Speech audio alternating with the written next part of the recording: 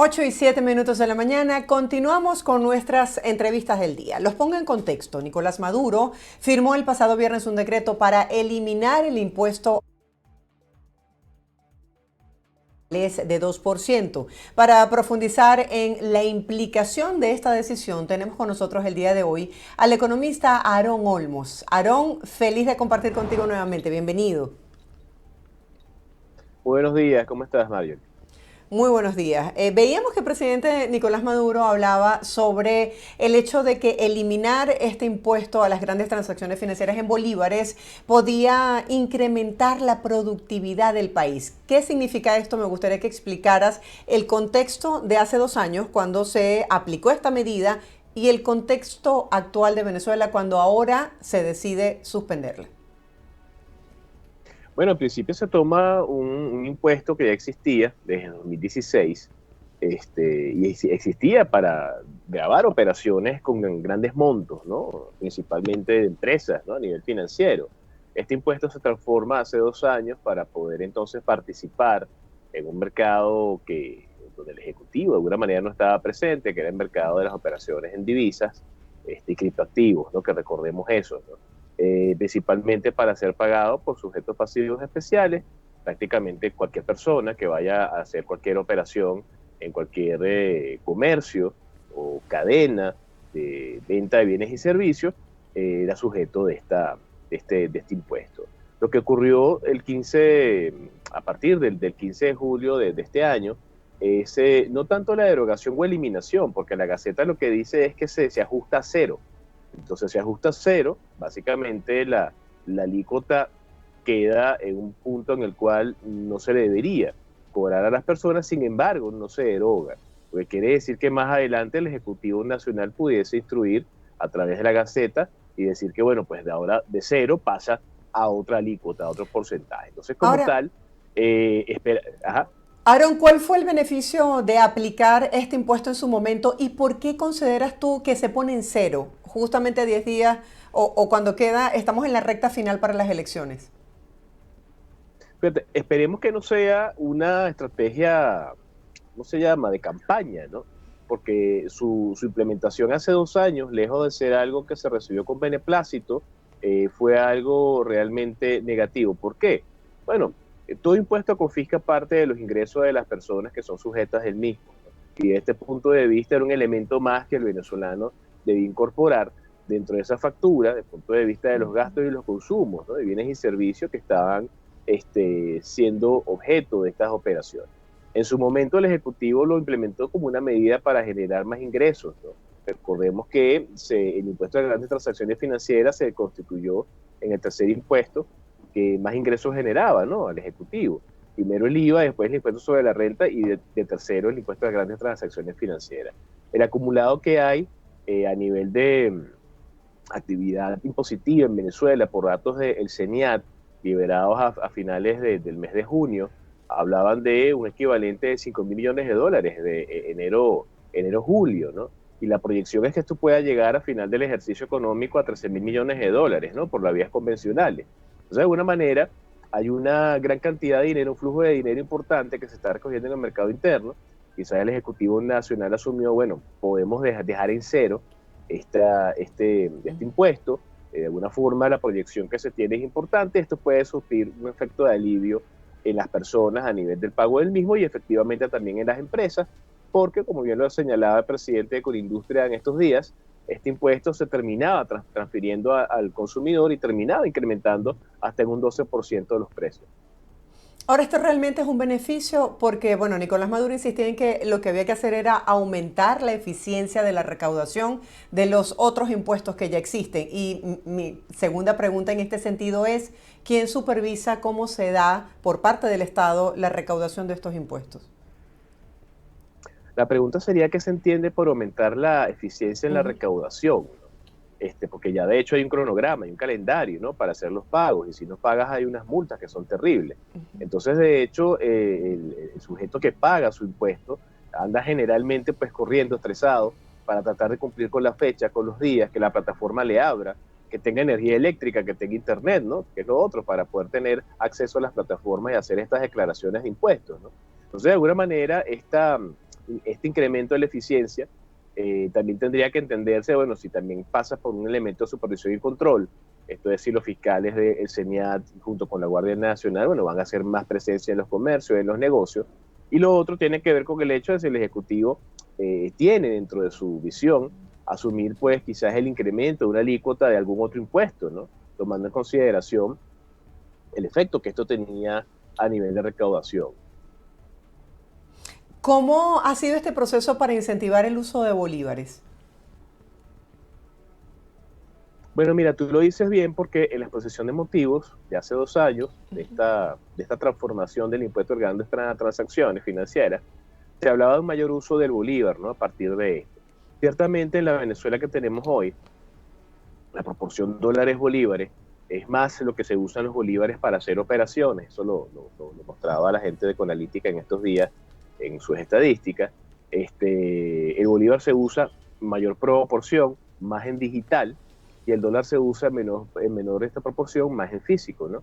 Ahora, el efecto que ha tenido esto no tanto es por el hecho de que el venezolano confíe más en la moneda, ¿no? Sino porque de alguna manera para el pago, y a nivel práctico, estos impuestos, tasas y contribuciones, tiene mucho más sentido hacerlo en la moneda de curso legal, ¿no? Sin embargo, hay que recordar que la demanda interna de divisas en Venezuela sigue siendo muy elevada, ¿no? Tan solo el 15 de julio, hace 3 días, se colocaban 250 millones de dólares en el sistema financiero nacional, acumulando 2.593 millones de dólares en lo que va de año, eso es algo así como 13 millones de dólares diarios colocados hasta el 15 de julio para tratar de contener el tipo de cambio. Entonces la apetencia de divisas sigue siendo muy elevada, pero no tanto quizás se utilizan en términos transaccionales, sino más se están utilizando para hacer operaciones de resguardo y cobertura. Aaron, cuéntanos cómo influye, cuál es el impacto que tiene un escenario electoral en Venezuela en la economía, porque habrá muchos empresarios que no están tomando decisiones importantes en este momento, producto de la expectativa que se mantiene sobre qué pasará después del 28 de julio. Bueno, en principio hay dos reacciones importantes, ¿no? La primera es que vemos que mucho de lo que no se hizo se comienza a hacer de manera acelerada, ¿no? En términos de gasto público. Entonces vemos que se remozan las plazas, se arreglan, se terminan de construir algunas cosas, se inauguran, se reinauguran inclusive, se relanzan algunos espacios públicos, poco para demostrar la eficiencia y la eficacia del Ejecutivo, ¿no? Eso es un primer efecto, ¿no? Se espera quizás una mayor cantidad de dinero en la calle. Por esa vía, ¿no? Obras públicas y bienes públicos, también se incrementa el otorgamiento de dádivas o transferencias directas, pues, a las personas, bien sean dinero, bien sean productos, ¿no? Pero lo otro, que es que desde el punto de vista electoral, genera un clima de incertidumbre, porque efectivamente, pues, se están alineando los diferentes factores en función de un posible resultado, ¿no? Cualquiera que sea el resultado que se tenga después del 28 de julio en el país, uno de los primeros temas que se tiene que abordar con seriedad es el tema económico, ¿no?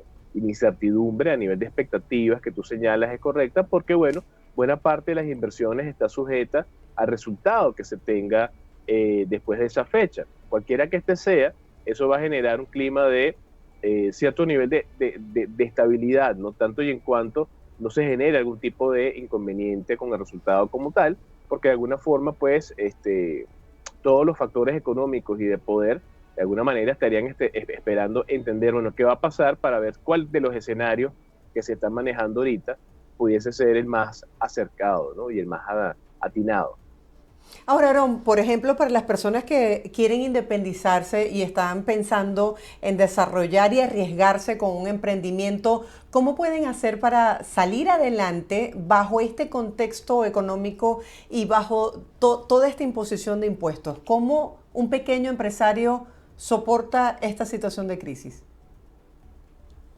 Mira, tiende a ser bastante complejo, ¿no? Porque quizás un emprendimiento que no es una empresa registrada todavía, pero ya está demostrando cierto nivel de aceptación en el mercado por parte en principio siempre son grupos de familiares y amigos, pero después cuando nos comenzamos a abrir a través de otros mecanismos, redes sociales, algunas plataformas electrónicas, y comenzamos a ver que hay una demanda allí, que hay que cubrirla, bueno, surge la idea de formalizarse. Todo lo que son los costos, estamos hablando quizás más entre 1.200, 1.500 dólares para poder crear una empresa en Venezuela. Eso hay que sumarlo a las salidas de dinero que tendrían estos emprendedores y súmale luego a esto todos los impuestos, tasas y contribuciones que hay que comenzar a pagar desde el momento en que ya formalmente te constituyes, ¿no? Entonces, en la economía que tenemos hoy, si bien hay algunos sectores de la economía en términos genéricos que no necesariamente les está yendo mal, o sea, están generando cierto nivel de flujo de efectivo, el tema impositivo sigue siendo algo complejo de abordar. ¿Por qué? En la encuesta de coyuntura de Conindustria de primer trimestre, seguía apareciendo como el primer factor que impacta sobre la producción en un 90%, ¿no?, de la parte cualitativa del estudio. La mayoría de los 9 de cada 10 empresarios encuestados decían que el excesivo efecto tributario tiene un efecto nocivo sobre la actividad empresarial. Entonces, imagínate un empresario, un pequeño empresario, un emprendedor que ya es empresario, que tiene que enfrentar no solamente un mercado incierto y difícil, sobre todo en estos tiempos que tenemos de cara a las elecciones, el hecho de tener que asumir entonces una carga tributaria adicional que no tenía antes, ¿no?, cuando era un pequeño emprendedor. Entonces, de alguna manera, las condiciones para que la empresa y los emprendimientos se formalicen y crezca el tejido empresarial en Venezuela tienen que darse. Sin embargo, no necesariamente eso está ocurriendo. Y hoy muchas personas se repiensan varias veces el hecho de formalizarse o no, ¿no? Claro. Si tomamos en cuenta, por ejemplo, otros modelos económicos en países de América Latina que tengan una economía estable, ¿cómo sería la aplicación de estos impuestos justamente para promover que pueda crecer toda esa gente que tiene talento y quiere desarrollar su propio negocio? Bueno, la política fiscal de ingresos internos por la vía impositiva en un país que esté orientado a impulsar la actividad empresarial, vía emprendedora, pasa por el hecho de tener periodos de gracia o alícuotas especiales para estas empresas durante cierta cantidad de tiempo y poderles garantizar por lo menos una estabilidad y cierto nivel de estructura antes de que puedan contribuir formalmente al erario público, ¿no?, a través de esta vía. El tema con esto es que en otras economías, por ejemplo, el entorno económico es diferente. En otras economías quizás el encaje legal no es tan elevado.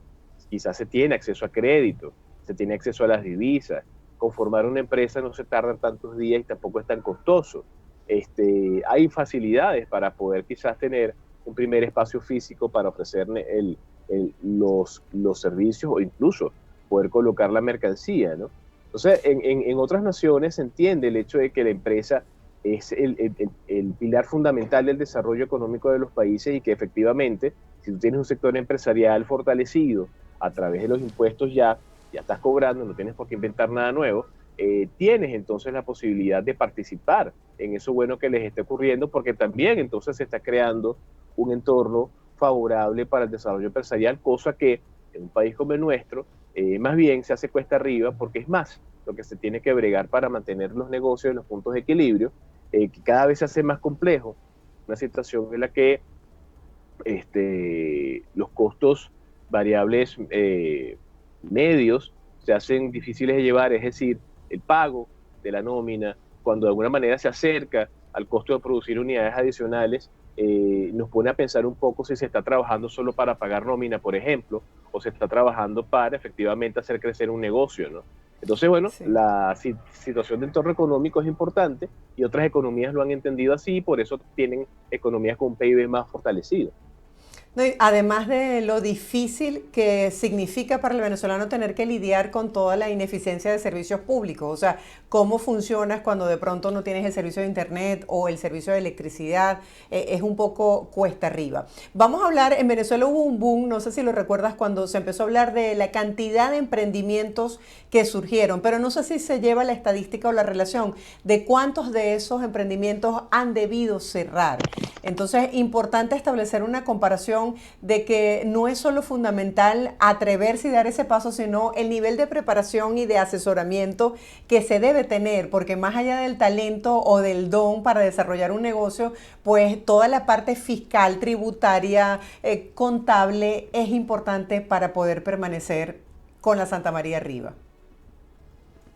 Es correcto. Mira, recientemente en el mes de marzo se revelaba el informe GEN, el Global Entrepreneur Monitor, para el caso de Venezuela. Ujú. Se habla, bueno, de que nosotros somos bastante emprendedores, ¿no? Y vaya que está en el ADN del venezolano, ¿no? Salir adelante. Sin embargo, se hablaba de que ese 95%, del 100%, el 95% de esos emprendimientos se hacían más por un tema de necesidad, más que por el afán de innovar o transformar algo que ya existe. Entonces, cuando se le preguntaba a la persona, bueno, ¿y usted por qué emprende? Bueno, es que no me alcanza el salario, no me alcanza el ingreso, necesito generar fuentes de ingreso adicionales, ¿no? Y de ese 95%, un 92% que lo hacía por necesidad, las tasas pues, de mortalidad de estos modelos de negocios, ¿no? De estas pequeñas empresas, es bastante elevada, es muy alta, ¿no?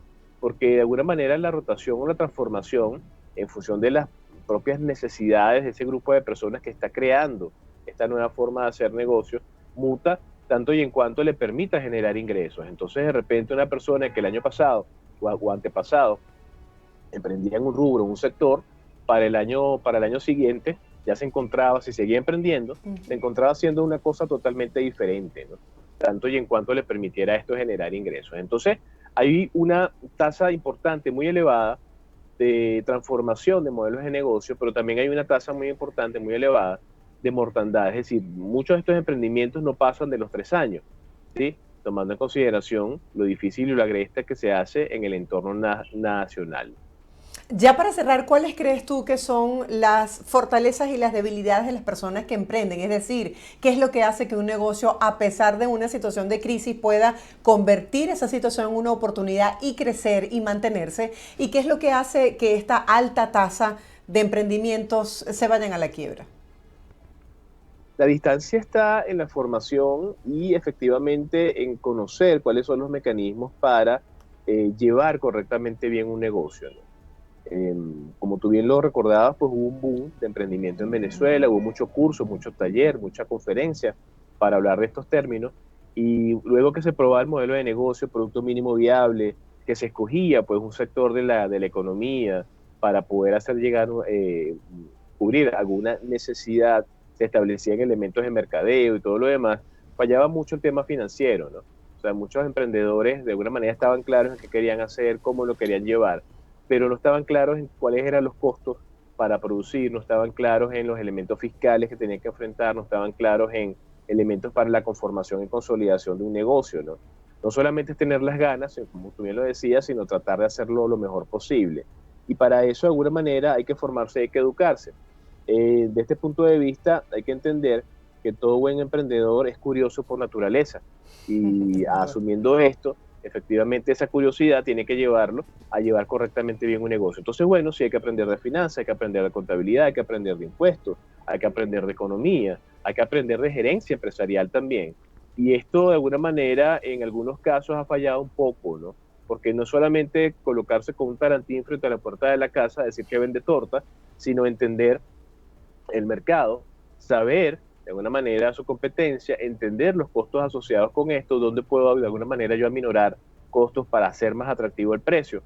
Estos elementos son fundamentales para poder establecer un buen negocio y luego de generar cierta estabilidad, conocer mejor el mercado para saber hasta dónde más puedo llegar o incluso en qué momento me tengo que transformar en otro tipo de negocio para seguirme manteniendo, ¿no?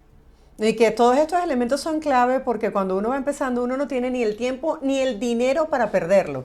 Entonces qué importante dar ese pie, ese salto al vacío, por decirlo de alguna manera, pero con toda esa información requerida, como tú lo dices, con, multidisciplinario para tratar de que lleguemos a ese éxito que todo el mundo busca y esa independencia que todo el mundo sueña. Aaron, gracias por todos estos comentarios que nos permiten entender mucho mejor cuál es el impacto que tienen estas decisiones del gobierno en materia de economía. Feliz día para ti. Feliz día, siempre a la orden, un gran abrazo. Un abrazo. Era Aaron Olmos, él es economista venezolano, hablando el día de hoy del impacto de cómo se puso a cero este impuesto a las grandes transacciones financieras, bueno, a tan solo unos días de las elecciones en Venezuela. Hacemos una breve pausa comercial, no se aparten, a regreso. Seguiremos compartiendo lo que es noticia con ustedes aquí en VPI TV. Ya volvemos.